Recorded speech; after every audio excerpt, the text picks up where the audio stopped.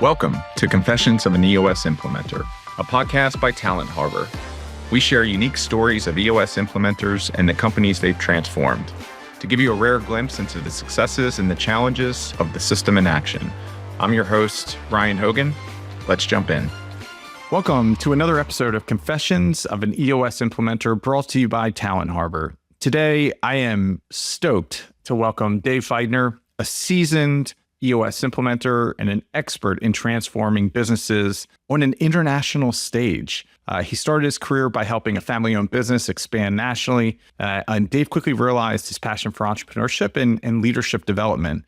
Over the years, he's been instrumental in building a network of companies around the world that culminated in an international organization. And we talk all about this throughout the interview. What is it like to stand up entities as you have the demand and you have the clients, but you need to be able to stand up new entities all across the world? And we talked about his different strategies and his different tactics. In some areas, they would go in and acquire companies that were doing similar things, and they would put their process into the mix and help grow those organizations. There's other times where they would go out and they would hire and look for visionaries that were already local to that region to help stand it up. We talked about so many incredible things. Another thing was this idea of employment by convenience, and how you want to get your organization to get to a level of employment for purpose, or a contract for purpose, and getting the entire organization aligned around that purpose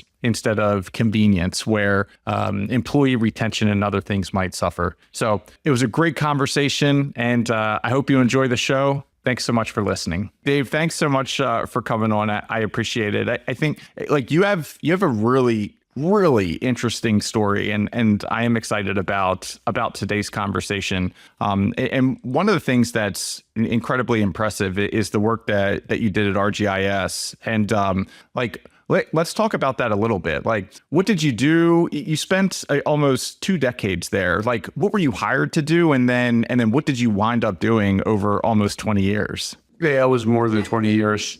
I'm guessing you're going by my LinkedIn profile. So RGIS was a family-owned company, and I got to know the family very well. And so I helped them build what became the largest business of its kind in the US. And then I convinced them to let me take them global. And so the final third of my time there was leaving the US and launching and building a dozen companies in Europe and Latin America into what became the world's largest provider of inventory accounting services for retailers. But it was really 2 separate entities. There was this US domestic organization, and then there was this collection of companies spread around the world. And that was the piece that I was focused on. And they ultimately separated, became 2 completely different organizations. And the US business was bought by another company. But the international business still exists to this day. And it's literally a collection of entrepreneurial companies spread around the world: UK, France, Germany, Brazil, Italy, Australia, New Zealand, Japan, China. And it's full of entrepreneurs who are all guided and led by this gentleman named Asaf Cohen, who was my former partner and is now running that entity and doing really, really well with it. That's all. And when you say inventory counting, what's interesting is, like, I didn't even realize this was a thing until Hunt to Killer. And it was probably too late because we were sitting on $4 million of inventory, and then we had to do an audit. And they're like, well, we can't do a financial audit unless you've got a clear inventory count. So when you say inventory counts, are those the types of things that you're talking about? Like sending bodies in and having a process to count and audit? Yeah, you're talking about, platoons of people going out into retail stores, any time of the day. So it was a 24-hour business, 7 days a week. So at any given time, we would have people, and still to this day, there are people out physically counting in stores. And they've got technology, and they do it in a much more efficient way than it was done in the past. So it's a relatively small number of people doing it with equipment that's designed to help them do it as efficiently as possible. And that was the nature of the business, collecting all that data and aggregating it and providing it primarily to retailers. Got it. And so when you came into this organization, they had an existing business. It was domestic. It sounds like they had process, they had people, like it was doing what it needed to do. You came in, we're doing some things over the years, and you were like, you know what? There's this other continent across the pond, and I think we should start talking about, taking this thing global. Like, where did that even come from? Yeah, well, it was a couple of U.S. retailers that were tugging us in that direction, one particularly, which was Walmart. And so as some of those folks were expanding, they'd reached, Walmart had then reached the limits of its U.S. growth, but there were certainly opportunities for them in other places. They bought a company in Germany. They bought a company in the U.K. They bought a big company called Cifra in Mexico. So that was the catalyst that got us thinking in those directions. And initially, my thought was, okay, there they go. All these U.S. retailers who are going, and they're going to establish, stores and conquer the world, if you will. And so we could just ride that wave. Well, it didn't work out that way, not even close. And so what we actually had to do in each country was create an entire separate business that had, in many ways, a culture or a style of our global culture that existed, but only in that one place, and focus very, very locally on that particular market. So in some cases, it was going into a country and it was finding an individual who could start it from scratch, so an entrepreneur, and we would fund them and we would resource them, and they would go out and get the local clients. In some cases, it meant going and buying an existing business and building from there. So it was, a combination of different things. Some countries, it was multiple acquisitions. I think in France, we ended up doing 3 or 4 different acquisitions. I started with just one business and a couple of guys, and then we built from there. When you were searching, so let's say you weren't using the acquisition approach, but you were looking to stand up from scratch. And I'm assuming, were you doing this because of local laws, regulations, and just different cultures, instead of just like bringing your group and kind of saying, this is how we're going to do business, like letting this more start up in other countries? It was entirely, so in some cases, it was, we need to be there. So the UK was an example of that, because Walmart was going to buy a large company there called Asda, one of the largest retailers in the UK. And we knew that was coming, and so we wanted to get there ahead of it. In some cases, it was very opportunistic. So really wanted to get a business going in France, but didn't have any leverage there whatsoever until we started working with the largest French retailer, was a company called Carrefour down in Brazil. And we took a relationship from there. The individual in question moved back to France, was running a region in the south of France. So set up a meeting with that guy, got an opportunity to present ourselves to that region, ended up doing some pilots for them, and then opened a business in Aix-en-Provence and started building from there. So one contract with one retailer, and then I think today that business on a standalone, it's probably like a 60 million euro business, but it's the aggregation of like probably 3 or 4 different acquisitions plus a lot of organic growth. But yeah, it started with an idea and one meeting, and then you just kept taking the next step after that. And if you're going into another country, you're going to start this from scratch. Are you looking, and maybe you did or maybe you didn't, have rocket fuel then and understand visionary integrator? Like when you were looking for these people, were you looking more for visionaries to stand them up, or were you looking more for integrators? All right, so I got it wrong a couple of times, I'll admit. And by trial and error, I found I needed visionaries who could at least execute. The visionary piece was important because it was good to establish a ground of, good execution. It was critical for the business. But literally nobody else was going to drive this thing. So it wasn't going to be my vision. It wasn't going to be somebody else's vision. If you're setting somebody up in Italy, and I'll use Italy as an example, because we started with one employed guy named Giovanni, who took that business from one person and built it into, a very large organization that it is today. and he still leads it to this day. So he was a classic visionary. And if we had not had a visionary in him, it would not have become what it became. Wow. And when you're searching for a visionary, and I understand you said, a visionary that can execute. The thing with visionaries is like, generally, they both understand where the market's going. They understand where the opportunities, they can help guide organization towards it. They also understand their value. And so when you think about how you incentivize a visionary, how does that look? And how was that kind of different than employees that you start bringing on after that? Yeah, so it is difficult from the standpoint that, so we sold our entity to the Blackstone Group. So then a big part of our grace was while we were under that umbrella, that private equity umbrella. So there were some opportunities available, particularly when we were buying a company and the former owner was coming on board to run that entity for us. So there was a way for them to share in the equity. But for the most part, it was a little harder to do than, for example, if I were a venture capital firm or something like that, and I was, in the business of staking folks. So in many cases, you didn't always have the opportunities for equity sharing that existed in every single situation. But you're giving an individual a chance to build something of their own within the confines of their culture, their country. We're just providing the tools, the resources, whatever you need. And it was up to them to build it into whatever it is that they wanted to. So as long as it was an individual who wanted to create something, that was the bigger motivation for them than necessarily participation in any kind of a, equity framework. They usually did pretty well, though. Yeah. I'm assuming when you're looking for someone like this, I'm assuming you're not posting in Craigslist or maybe LinkedIn. I don't know. Like where did you find visionaries?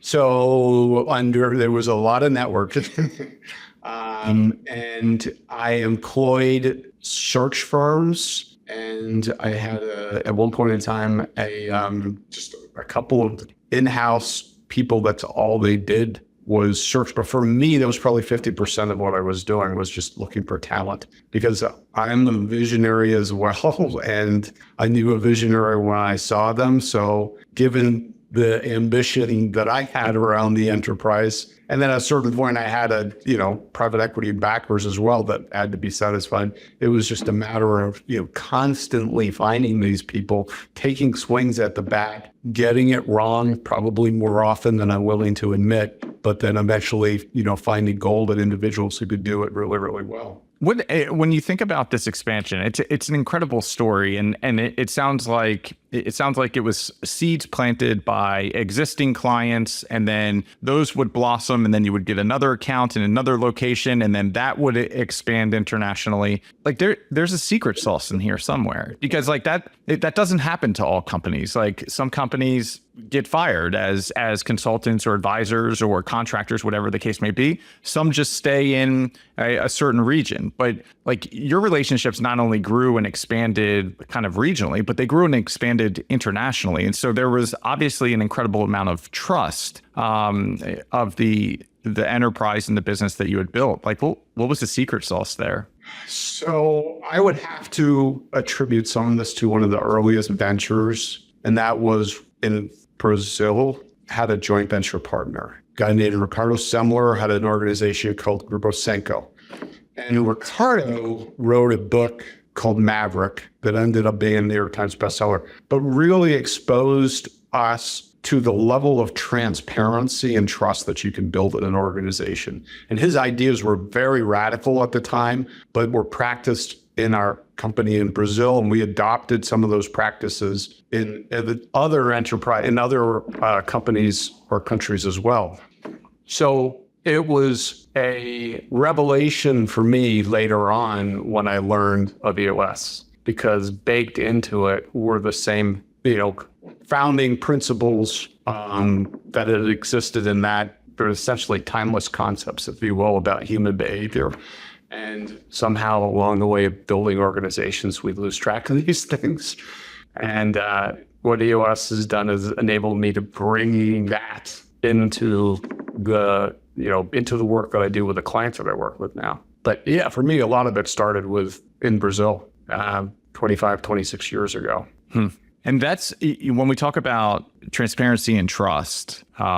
It for some reason, as soon as you said that, what it made me think about was the conversations in my Vistage group. And a lot of the conversations that we've had, and there was a $100 million family-owned business in my Vistage group, and they were rolling out the sharing of financials. And they showed, I think, the P&L, but they withheld the balance sheet, and they were trying to find balance. Where is there a line? So when you think about this idea of like trust and transparency, like what is transparency? Is it sharing financials? Is it sharing the scorecard? Is it sharing, bank accounts? I don't know, but like what does that mean to be transparent? And then is there a line or no, there isn't a line. We're all on the same team. We're all heading downfield together. Yeah, so this is difficult for every single client that I work with. Some of them get there sooner, some of them take a lot longer. And it's stories and beliefs that we have about numbers and financials and, what's going to happen if we share this information with people and how are they going to think and what are they going to want in the return. So what I've learned, and it really started in Brazil, was Ricardo, and more specifically, Ricardo's lieutenant, Marcio Battoni, who was essentially my mentor in that business, was you can go really far with transparency. And they went all the way towards employees setting their own salaries. And for an employee to set their own salary, they needed to know essentially three things. They needed to know what was the state of the company. So you had to share the financials with them. What was that position, likely to pay in other organizations? And then, what is the general state of the economy? So they gave the people that information and said, okay, here you go. You decide what your pay needs to be. So that was radical transparency, right? When I run into resistance to sharing financials with employees, there's essentially two concepts that I share with my clients. Concept number one is if you don't share, then there is still an understanding or a belief about your finances that already exists within the employee base. And I guarantee you it's not charitable. So they're making up their own stories about this stuff. And sometimes it's your behavior that leads to them making up those stories. So like the founder or owner of a company who likes to share his or her new toy, which might be a boat or house or whatever. From that, employees will make up all kinds of stories.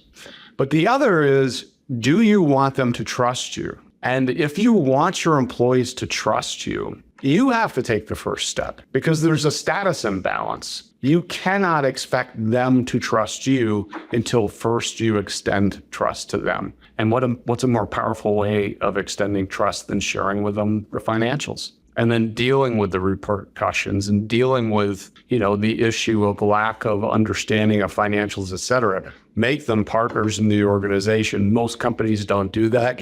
And that's a really powerful way to build trust with people. Do you think, by the way, I agree with you on this, and it's something that we did. Like some of the struggles that we would have is the explanation. And so, it took me a decade to understand like how to read a P&L and what a balance sheet and the interconnectivity between those two documents and then cash flow statements and everything else. And the thing that I think we struggled with more often than not is if we're going to be transparent in how the company's doing and what it's doing, like we also have to educate the folks on like how to assess and how to analyze this stuff. Like, do you find that it's easier to, I don't want to say withhold because that sounds evil, but is there a way to kind of flash the information that needs to be flashed in order to still get that transparency? Yes, you can flash it because you have a BTO. So the ultimate means, the one that we recommend, is that once a quarter,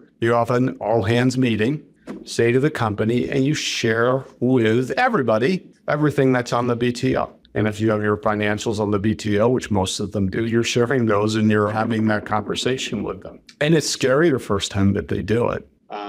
But overwhelmingly, it has worked out well. I can't think of a single time when a client of mine has, switched to doing that and has not seen the benefit of it. It's interesting too, and I don't know, we struggled too when before we started to enter that level of transparency. And this was before we had self-implemented on EOS initially for a couple of years, and then we went out and we found a brilliant expert implementer, and she was like, "What the hell are you guys doing?" So the business went through a whole nother transformation, which was great. But we were showing the stuff before we had a VTO in place.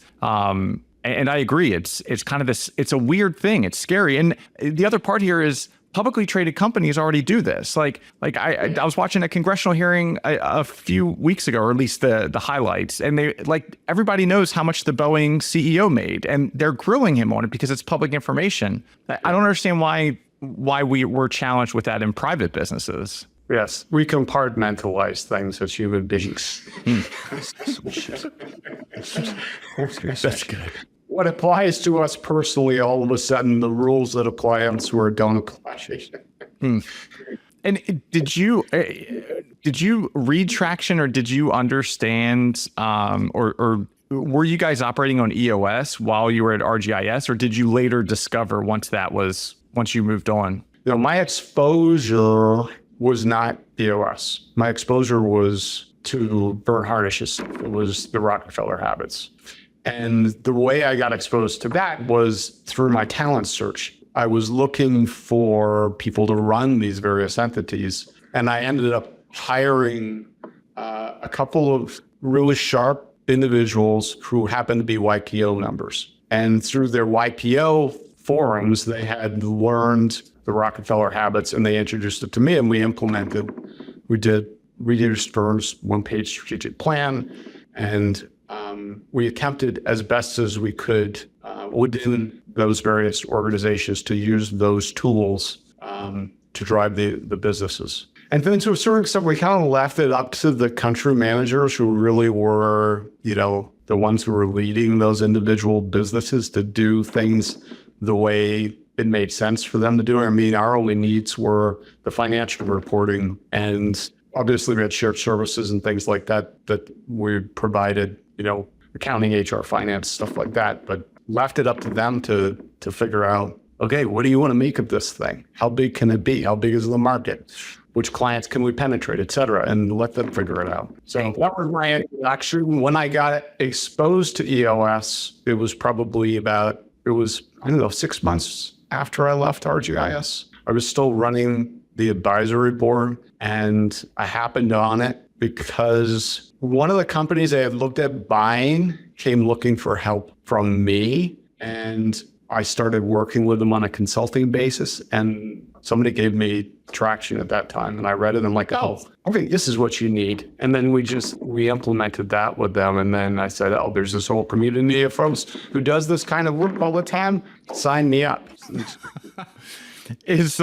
You were talking about strategy a little bit. When we think about culture, we think about core values, and we think about this intentionality behind, like, who are you bringing on the team? Who are you retaining on the team? Intentionality with the core values and making sure that the entire organization understands them. When it comes to strategy, some of the things that we talk about are, where do we want to be in 10 years? And then what does that 3-year picture look like? And how do we turn that 3-year picture into a one-year plan? And then what are those 90-day rocks? Is strategy also intentional, or is strategy a byproduct of putting the mechanics in place, having the right people, and the research and the businesses that we're going to go chase? Like, that stuff happens as a byproduct of setting the future, or setting the vision, setting the course, and having people. That was a rather long question. I'm not really sure I fully understand what it was that you just asked. I heard the word strategy and it almost immediately shut my mind off, because It means so many different things. I probably should look it up in the dictionary at this point, at some point. Look, strategy for a small company ultimately comes down to what is our superpower? What are we great at? What are we uniquely designed and put on this earth to do? That requires some self-reflection, some organizational self-reflection to understand. And core values are part of it because core values represent the existing virtuous behaviors that are there. When we show up at our best, this is what it looks like. So understanding what that organizational superpower is, and then what one can do with it, where one can go, how that positions itself amongst all the other folks that are out there doing exactly that same thing. And that is embodied in the VTO. So as far as strategy is concerned, these days, it is the VTO. The VTO is the simplest means by which a small, company, 10 to 250 employees, if they operate within that framework, then they don't need to go out and create a complex strategic plan. Got it. I think that makes sense. The VTO tells you what you're going to chase. Like you could create an issue, whether short-term or long-term, and something to process, business to chase. But the VTO will always be that compass that helps kind of yes or no, if that's the right opportunity or if that's the right direction for the organization. Yeah. So think about it. I mean, the simplest way to think about it is as individuals. As an individual, if you want to become something or do something or make a difference at all in the world, it requires that you understand yourself. You must know yourself. And the better you are able to understand and know yourself, the better you will know how to deal with all the various obstacles that are going to be thrown at you along the way. It is exactly the same thing with an organization. We want to know our organization very, very well. We want to understand it at the level of its DNA, because by doing that, that gives us the means to pivot, to deal with the obstacles, to face a pandemic, for example, and all of a sudden have revenue go to zero because our doors are shut. What do? Well, we understand ourselves well enough. We can do this. And then you proceed accordingly. That to me is ultimately the value of having a clear strategy. It's knowing yourself very, very well, and then taking the tools to then go and put together a plan and execute against it. Got it. And while we're talking about self real quick, I noticed I forget where I read it, but I think you're either a part of or you're in the peripherals of EO and you're doing things with Vistage. You mentioned YPO. Like what is it, when you meet business leaders or if it's your clients, like do you talk about, or what has that impact been for you to be a part of communities like that? So what has it been for me? It's been transformational for me. Something that I did not realize and that I neglected in my own growth as a leader when I was younger was having a peer group. And now when I'm working particularly with visionary entrepreneurs, I'm looking for they're missing typically one or all of three things. The piece that I can help with them the most is optimizing their company with an operating system. But they're often missing the network piece, optimizing their network by having a group of trusted peers that they can go to and have conversations that they wouldn't have at home and that they would not have with their employees, and therefore they've got nobody else to have these conversations with. That's what EO does very well. That's what Vistage does well. YPO does it very well, et cetera. And then the third is, are they a visionary who truly wants to achieve self-actualization? I say visionary. It could be any member of the leadership team, because I only work with leadership teams, but what are they trying to accomplish in their life? And do they want to go pro in achieving that? Because if they want to go pro, get yourself a coach. Do you think that, when you think about Vistage and you think about the chair is sort of the coach, like is your perspective on that, like find a peer group, whether it's YPO, EO, Vistage, and to also get a personal kind of business coach, accountability coach in addition to those networks? Yeah, so Vistage has the virtue of providing both. Pretty much all of those chairs act as one-on-one coaches for their members, as well as facilitators for the group. With an EO, it's more of a self-moderated forum, and you don't get that one-on-one coaching that you would get otherwise. You do get exposed to your blind spots. It's very, very powerful stuff. And you do get a lot of help from your colleagues. But in terms of, it's not the same thing as having a relationship with a coach one-on-one. Got it. You said this word self-actualization. I did 10 months at the Naval War College, just got back to Seattle about, 6 weeks ago. And I went through this leadership program as like this kind of side quest while I was there. And we did all the assessments. We did the Hogans, we did MBTI, we did like you name it, we took it. And then we had to both like get the results on ourselves, but we also had a crash course in like what those results meant, why it asked the questions it asked, and how to kind of evaluate people that you're speaking to that haven't taken the test. I forget which test it was, but there was one that we took that was all about self-actualization, and like it was all about these levels and kind of what level, like where are you at in your mindset to achieve the things that you want to achieve? What does self-actualization mean to you? Well, I mean, it's on Maslow's hierarchy, so it's at the top. And there are those who believe that all human beings are on a path to self-actualization, should they choose to accept that path. And Joseph Campbell wrote about this. It's the hero's journey. And it is why the story of the hero's journey shows up in pretty much every piece of literature and media that's ever been created. It's because that is what we all as humans are aiming for, is to be whatever that best version is of ourselves. Now, a whole bunch of people choose not to go on that journey because it's scary, and they've learned through other means that perhaps, there's something else going on in life, like, I'm a victim and life is stacked against me, or I don't know. There's a whole number of different mind frames that you can fall into that prevents you from doing it. But pretty much any successful individual has at some point in time chosen to enter the danger and go off and do something that scared them. And that is the path to self-actualization. It is literally taking the steps and doing those things and entering the forest and defeating the beasts that are there. So that's that's essentially what it means. And you never actually achieve your optimum version. It's always a journey that you're on towards it. And as long as your mind is wired to think and act that way, you probably live longer. It's interesting when you talk about the journey and the path and like going into the danger zone.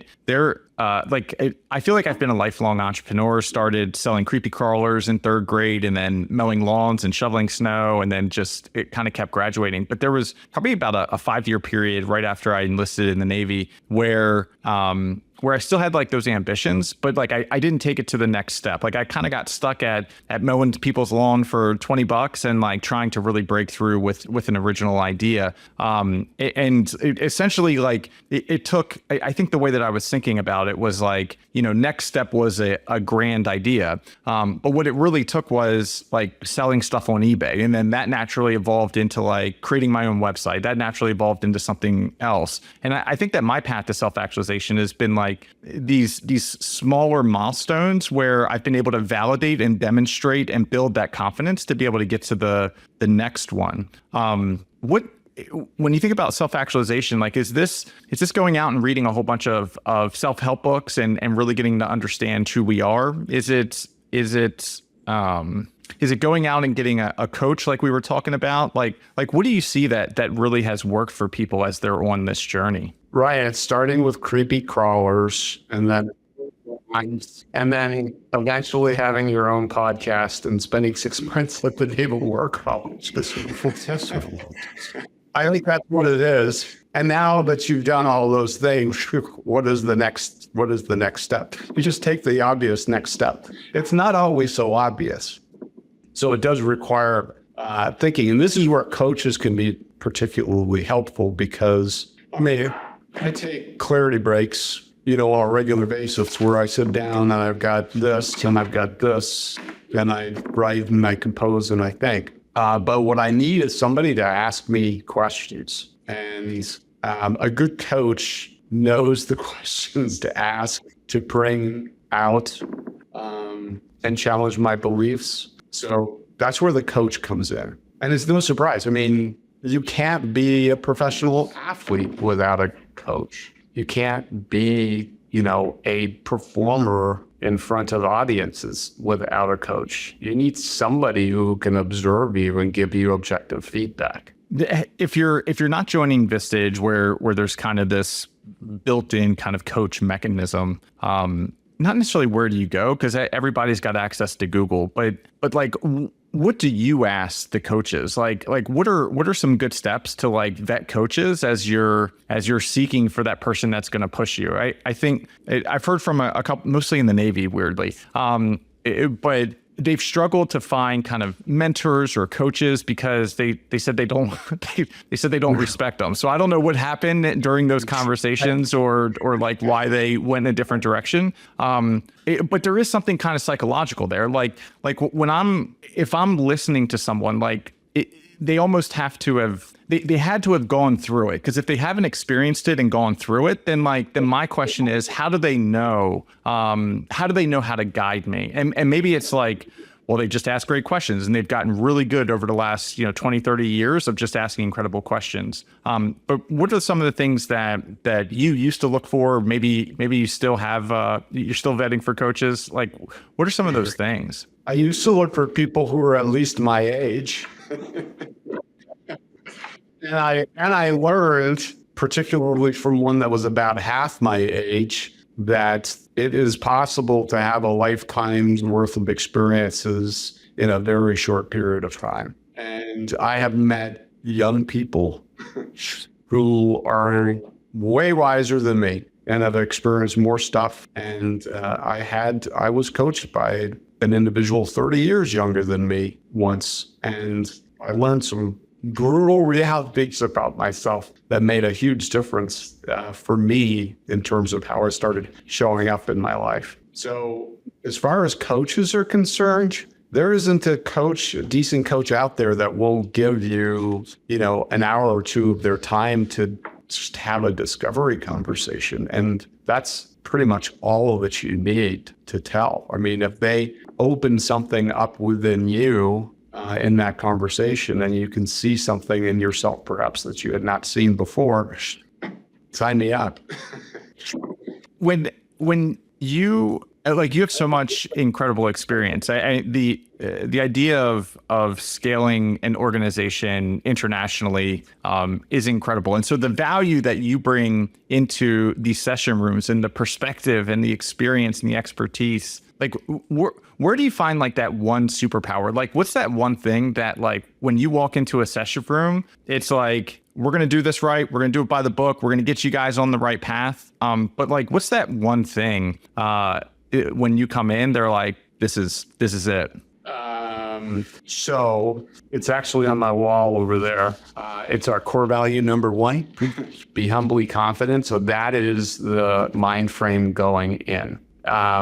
It is being well practiced, but also establishing to the best of my ability a perspective of neutrality. So what is there is what's there, and just understanding that what emerges are facts, and not, creating stories in my mind about the facts, and trying as much as possible to just be very humble and neutral, because the shit does hit the fan in the session room. Stuff does come up, and being in a place of confidence and having done the inner work on myself to put myself in that position is essentially what I do when I enter into that session. Now, once the shit hits the fan, that's another matter entirely. What's your secret sauce there? How do you navigate once shit hits the fan? So occasionally you have to say to yourself, today is a good day to get fired. And you enter the danger and you tell them what you're seeing. And you do it with as much love and courage as you can possibly muster. And share back to them what is actually going on or what you're seeing is going on. And we refer to that as entering the danger, which is essentially a grow or die attribute of ours. It's also doing the right thing. Also follow core values of being an EOS implementer. Yeah, I find that the best leaders in the Navy, I guess I could say all the forces now, because I just spent quite a bit of time with everybody, including the Space Force, with an asterisk. But like the best leaders that I've experienced, they care more about what is right. They care more about enterprise success than they do about self or self-career. And like, that's always been kind of the standout to me. And like, there's a lot of company people, company men, company women, yes people, and just like, these are the orders, this is instruction, this is what I'm going to do. The ones that make significant impact, in the Navy and obviously in the entrepreneur world are the ones that read between the lines, interpret maybe for what the intent was rather than what's actually on the page, and do what's right when it's all on the line. So anyhow, long-winded, I respect that type of mentality, because that's when it's not that you don't care, because I was going to say, like, when people don't care, that's when you get the best. It's like, you do care. It's almost, you care so much that you don't care about yourself or what's going to happen. You care more about the success of what's, the situation that you're dealing with. Well, you've had some incredible training, right? I would imagine that you've been trained by some of the best of the best. What you're up against in any organization is, what is the contract with the people? And in the world of private enterprise, it's largely a contract of convenience. People go to jobs every single day because it's convenient. I've got employment, I've got a paycheck, I've got benefits, or, it's convenient to get there. There's some level of convenience that is fitting into their lives. The problem with that is it doesn't take much of an improvement in convenience for people to leave and go someplace else. So that's what I see more than anything else, is people employed on the basis of convenience, and it works out for a period of time. And then, when there's slightly better convenience, they go someplace else. What leaders who are great do is they have a contract on the basis of purpose. And when you can create that kind of a contract, then you're tapping into an individual's higher needs, their self-actualizing needs. And that is to be part of something that's bigger than themselves. That is in all of us. This desire for meaning in our lives, to be attached to a purpose that is greater than ourselves. And you can do that in a business. You can create that in a business. Many organizations have done that very well. That's what I aspire to do with my leadership teams, is to bring that out of them so that they can create that kind of a contract with their employees. And the ones that do it, and the ones that do it very well, have no problems with people. They've got plenty of great people in the organization. They got plenty of people lining up at the door trying to get in. They've created that kind of an organization that it's no longer on the basis of convenience. We're all on a mission to create this thing, this greater thing, and everybody is happy to be part of that journey. And sometimes they leave, they come off of that journey and they go off to do something else. But they were a participant for a period of time in something that was meaningful to them. And you created that. That's a wonderful thing. I love, by the way, we just found our number one teaser for this episode, which is the contract for purpose versus a contract for convenience. Really?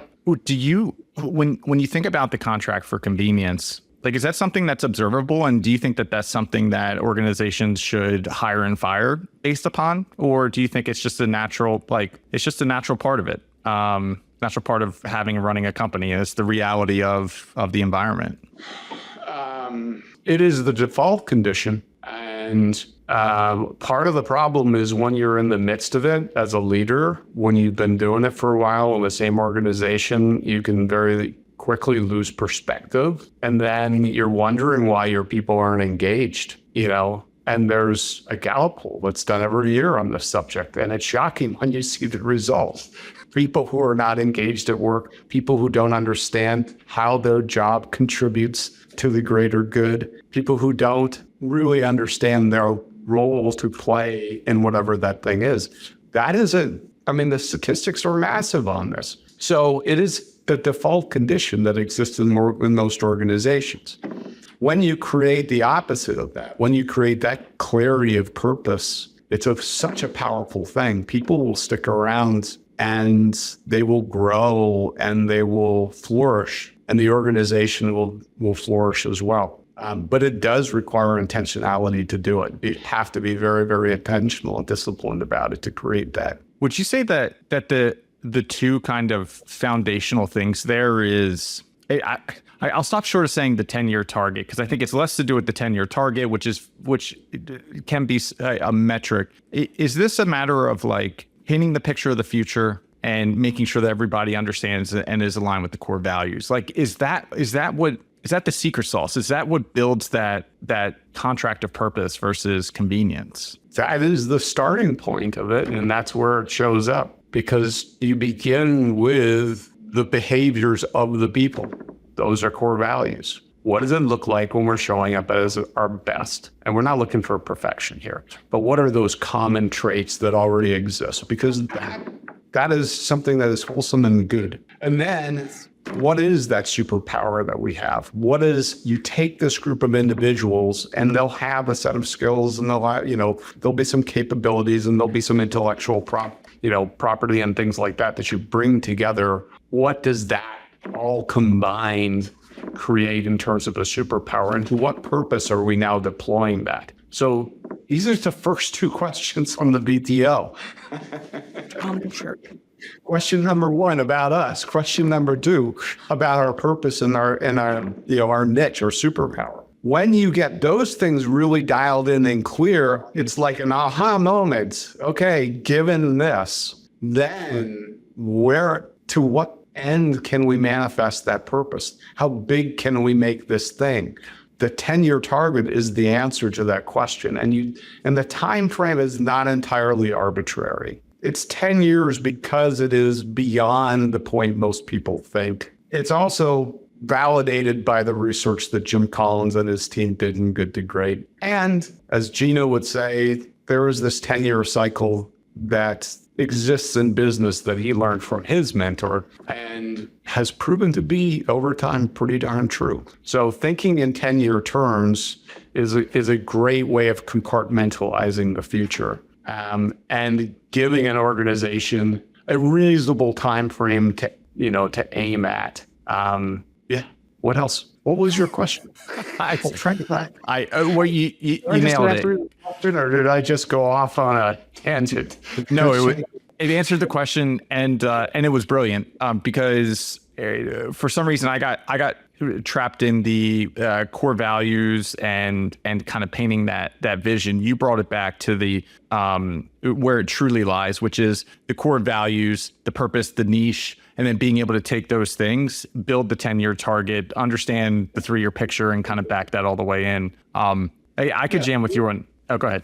Yeah, there's a logic to the sequencing of these questions. Yeah, and I could jam with you for like another hour on Good to Great. It's absolutely one of my favorite books. Okay, hey, Dave. So someone's been listening to this and they're like, I need Dave as our implementer. He has the experience, the expertise, and he's going to come. And when shit hits the fan, he's gonna lean into that. How would they get a hold of you? Well, they can call me. That usually works pretty well. They can pick up the phone and call me, 248-881-4903. They can also email me. They can go to my LinkedIn page. They can do all those kinds of things. But mainly, here's the thing. They should ask themselves who they are, because we, within this community, and there's 800 of us around the world, we have this demographic that we work within. It's around 10 to 250 employees. That sort of second stage entrepreneurial company is what EOS is uniquely designed for. But each of us has, through discovery, figured out who our ideal clients are. So the people who might be interested in working with me would be people who would be very purpose-driven. They would be individuals who want to go on that hero's journey. They would fit the demographic criteria, but they would have that level of ambition and willingness to learn and grow and build an organization with a great culture and just let the journey happen, and aspire to be their very, very best. Be creative in the process of doing that. Those are the folks that are going to be the ones that are going to work the best with me, because they're going to be people who are similar to me, because I have the same aspirations for myself. Awesome. Dave, thanks for spending an hour. Oh, we went over. Thanks for spending extra time with me today. I appreciate it. I've got 2 pages of notes, so I don't even know how I'm going to consolidate this into a quick teaser. But thank you so much for coming on, and it was an incredible conversation. Thank you for inviting me, Ryan, and congratulations on completing the Naval War College. Thanks. And with that as a background, I'm sure there's incredible things for you in your own hero's journey. So good luck with that. Awesome. Thanks so much, Dave.